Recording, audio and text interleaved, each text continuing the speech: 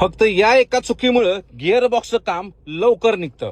बरेच लोक घाई गडबडीमध्ये गाडी फुल स्टॉप घेण्याच्या अगोदरच रिव्हर्स गिअर टाकून देतात आणि ज्याच्यामुळे ट्रान्समिशन मध्ये मोठा खर्च येऊ शकतो. मित्रांनो बघा, आजकालच्या गाड्यांमध्ये रिव्हर्स इनिबिशन सारखं फीचर असतं, ज्याच्यामुळे शक्यतो ट्रान्समिशन मध्ये प्रॉब्लेम होत नाही. जेव्हा अशा चुका नेहमी तुम्ही करता मित्रांनो, तेव्हा इलेक्ट्रॉनिक सेन्सर्सवर डेफिनेटली प्रेशर येतं. हे सेन्सर्स मित्रांनो खराब होण्याचे चान्सेस असतात आणि कंट्रोल मॉड्यूल सुद्धा खराब होऊ शकतो. जर तुम्ही रिव्हर्स गिअर इमिडिएटली टाकला तर ट्रान्समिशन जे फ्लुइड आहे मित्रांनो, त्याचं तापमान झपट्यानं वाढू शकतं, ज्यामुळे क्लच पॅक जळण्याची शक्यता जास्त असते. मॅन्युअल गाडी जर तुम्ही गाडी पुढे जात असताना रिव्हर्स टाकला तर तुम्हाला एक मोठा कर असा आवाज येईल. हे रिव्हर्स गिअरचे दात एकमेकांवर आदळल्यामुळे असं जाणवतं तुम्हाला. रिव्हर्स गिअरला सहसा सिंक्रोनाइझर नसतात हे सगळ्यांनाच माहित असेल, कारण हे कॉस्टली आहे.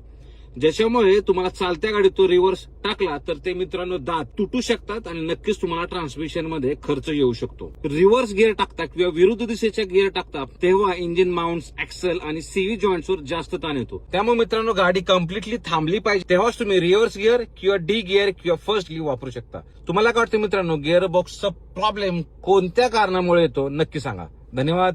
जय महाराष्ट्र.